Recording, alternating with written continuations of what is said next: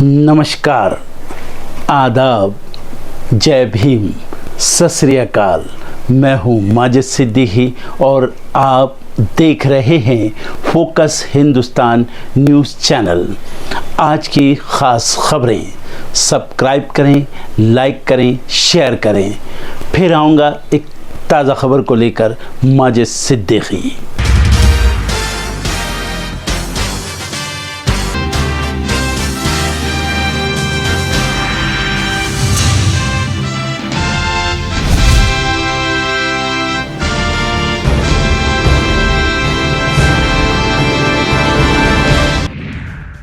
लोकसभा चुनाव 2024 के तीसरे चरण में करीब 65% मतदान, असम में सबसे ज्यादा तो यूपी में पड़े सबसे कम वोट।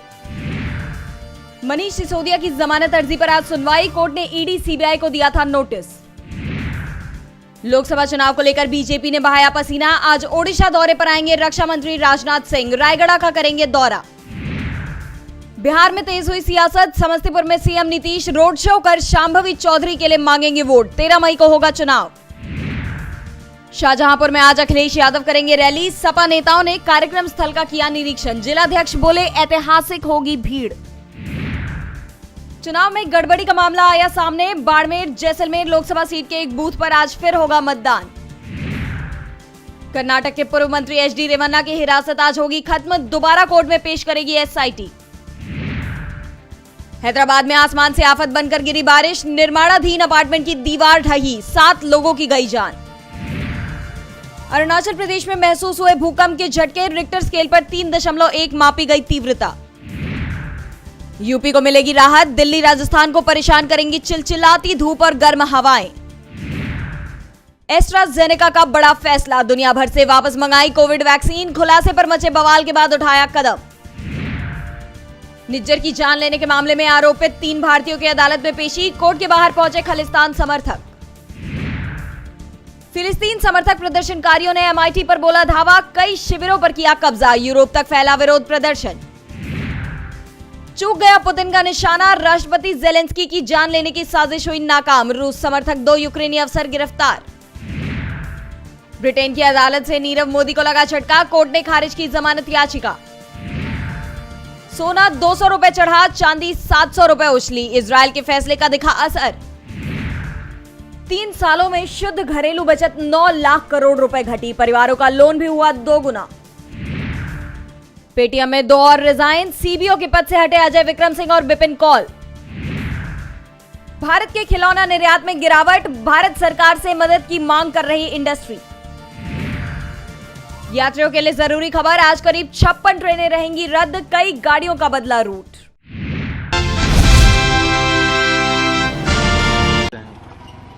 हमारा ये प्रयास है कि चुनाव निष्पक्ष हो और बेमतलब को किसी को परेशानी नहीं होना चाहिए, फर्जी वोटिंग नहीं होना चाहिए। तो जहाँ जहाँ फर्जी वोटिंग हुई हमारे लोगों ने आपत्ति की है और आपत्ति करने पर थोड़ा सा विवाद हुआ, लेकिन सुलझ गया मामला। लेकिन मैं अपने कार्यकर्ताओं को दाद देता हूँ कि बड़ी हिम्मत के साथ उन्होंने मुकाबला किया है। कुछ जगह से शिकायत भी आई थी ईवीएम खराब होने की और इस तरह की। हाँ, शिकायत स्वाभाविक है। देखिए, मशीन तो मशीन है और मेरा तो हमेशा से कहना ही है कि ईवीएम पर मुझे भरोसा नहीं है। ईवीएम पर सर किस तरह से मतलब आपको संदेह है कि बिकॉज वोट हम डालते हैं, हमको मालूम ही नहीं पड़ता वोट कहाँ जाता है। और सीधी सी बात है कि वीवीपैट मशीन में सॉफ्टवेयर डला हुआ है, तो सॉफ्टवेयर ही निर्णय करता है क्या होगा। मैं कुछ भी डालूं, लेकिन सॉफ्टवेयर चाहेगा वही प्रिंट होगा, वही गिना जाएगा। पश्चिम बंगाल की मुख्यमंत्री और तृणमूल सुप्रीमो ममता बनर्जी ने मंगलवार को निर्वाचन आयोग के कामकाज पर सवाल उठाया है और कहा है कि आदर्श आचार संहिता मोदी आचार संहिता में बदल गई है। निर्वाचन आयोग विपक्ष की शिकायतों पर कोई कार्रवाई नहीं कर रहा है। दरअसल पुरुलिया में चुनावी रैली को संबोधित करते हुए तृणमूल कांग्रेस प्रमुख ने दावा किया कि प्रधानमंत्री नरेंद्र मोदी और बीजेपी के अन्य शीर्ष नेता केवल खुद को ही हिंदू मानते हैं और वे अन्य समुदाय के बारे में नहीं सोचते हैं। उन्होंने आरोप लगाया कि मोदी और अन्य बीजेपी नेता अपने नफरत भरे भाषणों से निचली जाति के हिंदुओं, अल्पसंख्यकों और अन्य वंचित वर्गों को डरा रहे हैं, लेकिन निर्वाचन आयोग चुप बैठा है। ममता बनर्जी ने कहा कि निर्वाचन आयोग की आदर्श आचार संहिता एक मजाक बन गई है और इसे मोदी आचार संहिता का नाम दिया जाना चाहिए, लेकिन हम इस देश के नागरिकों के अधिकारों के उल्लंघन की हर घटना को उजागर करना जारी रखेंगे। मोदी पर अपना हमला जारी रखते हुए बनर्जी ने कहा कि उन्होंने दूसरा ऐसा कोई प्रधानमंत्री नहीं देखा जो इतना झूठ बोलते हैं। ममता ने पूछा कि प्रत्येक नागरिक के बैंक खाते में 15 लाख रुपए देने के उनके 2014 के वादे का क्या हुआ? मुफ्त LPG गैस देने के उनके वादे का क्या हुआ? उनके बेटी बचाओ बेटी पढ़ाओ कार्यक्रम का क्या हुआ? बनर्जी ने आगे कहा कि अगर बीजेपी तीसरी बार सत्ता में लौटती है तो वो दलित और अन्य समुदाय को देश से बाहर निकाल देगी। मोदी हटाओ देश बचाओ का नारा लगाते हुए उन्होंने आरोप लगाया कि बीजेपी समान नागरिक संहिता लागू करने की साजिश रच रही है, जिससे ST, SC, OBC और मुस्लिम अपनी पहचान खो देंगे। बनर्जी ने यह भी दावा किया कि उन्हें एक संदेश मिला कि अल्पसंख्यक समुदाय के एक व्यक्ति को मतदान केंद्र के रास्ते में पीट कर मार डाला गया। हालांकि उन्होंने कहा कि उन्हें घटना के बारे में विस्तृत जानकारी नहीं है और इसी के साथ बनर्जी ने आश्चर्य जताया कि क्या चुनाव आयोग इस पर कोई कार्रवाई करेगा। बीएसपी प्रमुख मायावती ने पार्टी के नेशनल कोऑर्डिनेटर आकाश आनंद को उनके पद से बर्खास्त कर दिया है। मायावती की इस घोषणा ने उत्तर प्रदेश की सियासत में हलचल तेज कर दी है। लोकसभा चुनाव के बीच पार्टी के ऐसे नेता को निरस्त करना जिसके कंधों पर पूरी पार्टी की जिम्मेदारी करने की घोषणा की थी मायावती ने। जी हां, बीएसपी प्रमुख ने आकाश आनंद को पार्टी का उत्तराधिकारी बनाने का फैसला किया था, लेकिन अब ना ही वो पार्टी के नेशनल कोऑर्डिनेटर हैं, ना ही मायावती के उत्तराधिकारी। आकाश अक्सर ही अपने भाषणों को लेकर चर्चाओं में रहते हैं और लोकसभा चुनाव के इस दौर में उनके एक भाषण ने सियासत तेज कर दी है। हाल ही में उनके खिलाफ उत्तर प्रदेश के सीतापुर में आदर्श आचार संहिता के उल्लंघन का केस दर्ज किया गया था। दरअसल एक रैली में बोलते हुए उन्होंने सरकार को देशद्रोहियों की सरकार, तालिबान की सरकार बता दिया था। इससे पहले भी आकाश ने बीजेपी को गद्दार और घमंडी बताया था। उन्होंने ये भी कहा था कि प्रदेश सरकार को खुद को बुलडोजर सरकार कहलवाना बहुत अच्छा लगता है, लेकिन जनता ने सरकार को तोड़ने के लिए नहीं, जोड़ने के लिए चुना था। जिसके बाद मायावती ने ये कहते हुए आकाश को पदमुक्त कर दिया कि वे अभी अपरिपक्व है। मायावती के ऐलान के बाद विपक्ष उन पर बुरी तरह से हमलावर है। सपा और कांग्रेस ने बीएसपी और बीजेपी की मिलीभगत के आरोप लगाए हैं, तो वहीं बीजेपी ने भी मायावती पर निशाना साधा है। बीजेपी प्रवक्ता राकेश त्रिपाठी ने कहा कि मायावती बहुजन समाज पार्टी को एक प्राइवेट लिमिटेड कंपनी की तरह चलाती है। उनके जी में जो आता है वैसा निर्णय कर देती है। एक तरफ तो विपक्ष मायावती पर बीजेपी की बी टीम होने के आरोप लगाता है। उनके इस फैसले को भी विपक्ष ने मायावती और बीजेपी की साझेदारी का नतीजा बताया है और अब बीजेपी भी उनके खिलाफ बयानबाजी करती हुई नजर आ रही है। बहरहाल मायावती ने यह भी साफ कर दिया है कि अगर भविष्य में आकाश खुद को इस पद के लिए सक्षम साबित करते हैं तो उनकी वापसी भी हो सकती है। आपको बता दें, इसके पहले भी पिछले चुनाव में भाई भतीजावाद का आरोप लगने के बाद मायावती ने अपने भाई आनंद कुमार को राष्ट्रीय उपाध्यक्ष पद से हटा दिया था, लेकिन चुनाव बाद वापस बना दिया था। लोकसभा चुनाव के बीच हरियाणा में बीजेपी के साथ बड़ा खेल हो गया है। मंगलवार को 3 निर्दलीय विधायकों ने राज्य की सैनिक सरकार से समर्थन वापस ले लिया। साथ ही साथ कांग्रेस के समर्थन का भी ऐलान कर दिया। अब सवाल ये है कि क्या अब हरियाणा में बीजेपी सरकार पर गिरने का खतरा मंडरा रहा है? आइए हरियाणा विधानसभा के समीकरण समझते हैं। आपको बता दें कि 90 विधायकों वाली हरियाणा विधानसभा में अभी 88 विधायक हैं। समर्थन वापस लेने वाले निर्दलीय विधायकों में रणधीर गोलन, धर्मपाल गोंदर, सोमवीर सांगवान शामिल हैं। मौजूदा स्थिति में हरियाणा सरकार अल्पमत हो गई है, क्योंकि 88 में से बीजेपी के पास कुल मिलाकर 43 विधायकों का समर्थन बचा है, जबकि बहुमत के लिए 45 विधायक चाहिए। वहीं अब विपक्ष में 45 विधायक हो गए हैं। लेकिन इसका मतलब ये नहीं कि सरकार पर संकट आ गया है। दरअसल नायब सिंह सैनी ने इसी साल 12 मार्च को मुख्यमंत्री पद की शपथ ली थी और अगले दिन 13 मार्च को फ्लोर टेस्ट पास किया था। नियम के मुताबिक 2 फ्लोर टेस्ट के बीच कम से कम 6 महीने का गैप होना जरूरी है। ऐसे में विपक्ष 13 सितंबर 2024 तक अविश्वास प्रस्ताव नहीं ला सकता, जबकि राज्य में अक्टूबर-नवंबर में विधानसभा चुनाव तो हो ही जाएंगे। ऐसे में अल्पमत होने के बावजूद भी नायब सिंह सैनी सरकार पर कोई खतरा मालूम नहीं होता है। हालांकि लोकसभा चुनाव के बीच इस बड़े घटनाक्रम से सियासत तेज हो गई है। पूर्व सीएम भूपेंद्र हुड्डा ने नैतिकता के आधार पर सीएम का इस्तीफा मांगकर चुनाव कराने की बात कही है। वहीं सीएम नायब सिंह सैनी कांग्रेस पर निशाना साध रहे हैं। उन्होंने भरोसा दिलाया है कि सरकार सुरक्षित है।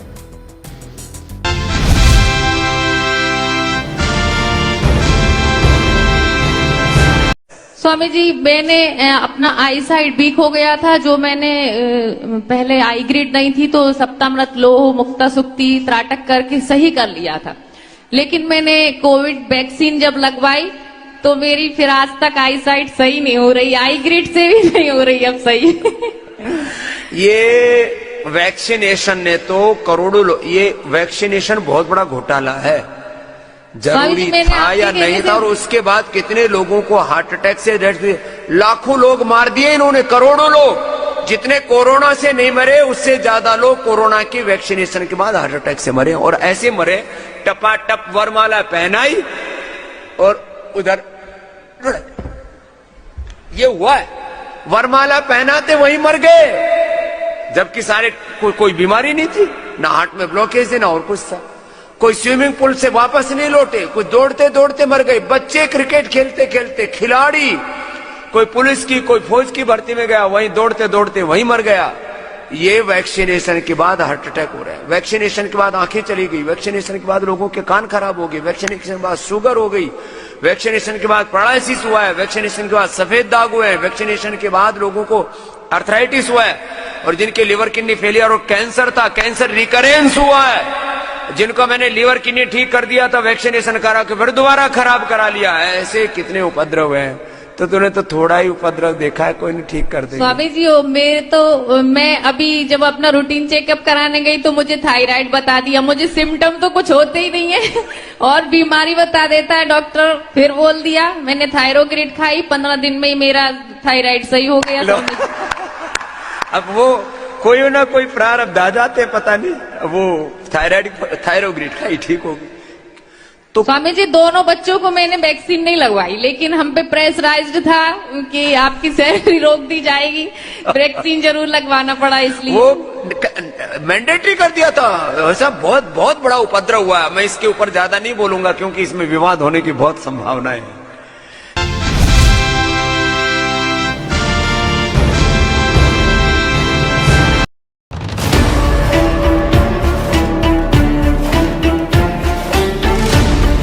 कोविड में जो लोग इंजेक्शंस लिए आज फिर परेशान हैं, वो लेबोरेटरी वाले रिपोर्ट दे रहे हैं कि हार्ट अटैक ज्यादा हिंदुस्तान में इसलिए हो रहे हैं कि उस औसत में डिफेक्ट है। वैक्सीन प्रमाण पत्रों पर अपनी तस्वीर लगवाने के लिए बेताब प्रचार के भूखे प्रधानमंत्री आज खामोश हैं। क्यों? क्योंकि चोरी धरी गई है फिर से। करोड़ों रुपए का चंदा जो लिया है भाजपा ने इनसे। हर दिन स्वस्थ से स्वस्थ युवाओं के हार्ट अटैक से मौत की खबरें आ रही हैं। हर दिन कई परिवार बर्बाद हो रहे हैं और कोविड काल में नरेंद्र मोदी की नजरअंदाजी से कई लोगों की मृत्यु के बाद भी ये सिलसिला थमा नहीं है। अब लोग उनके लालच का शिकार हो रहे हैं। इस त्रासदी में वो बराबर के भागीदार हैं।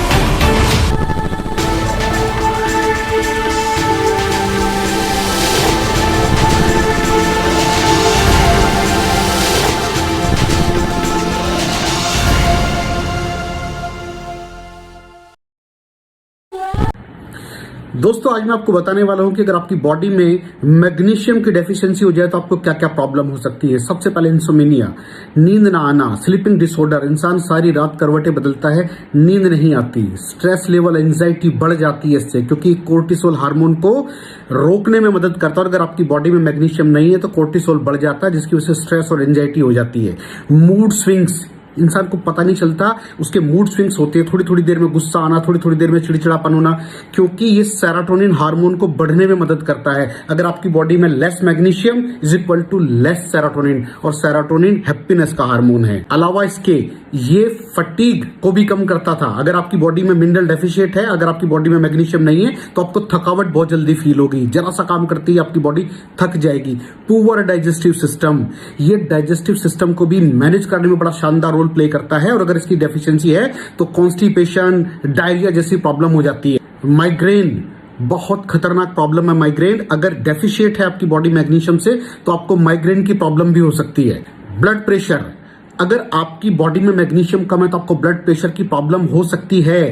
इरेगुलर हार्ट बीट, ये हार्ट बीट का बढ़ जाना, कम हो जाना, बढ़ जाना, कम हो जाना, मैग्नीशियम डेफिशिएट होने की निशानी है।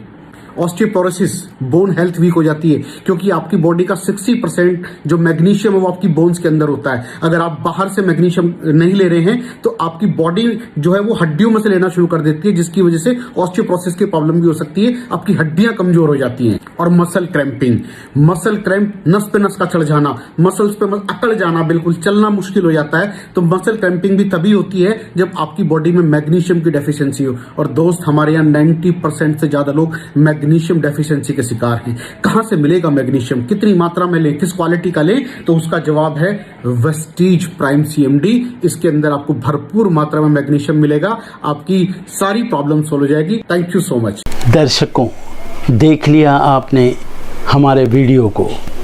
हमें खुशी होगी कि आपने हमारे न्यूज़ को लाइक किया और दूसरों को शेयर किया।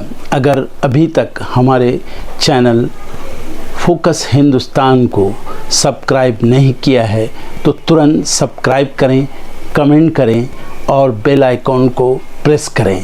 हम हाजिर हैं खबर के लिए।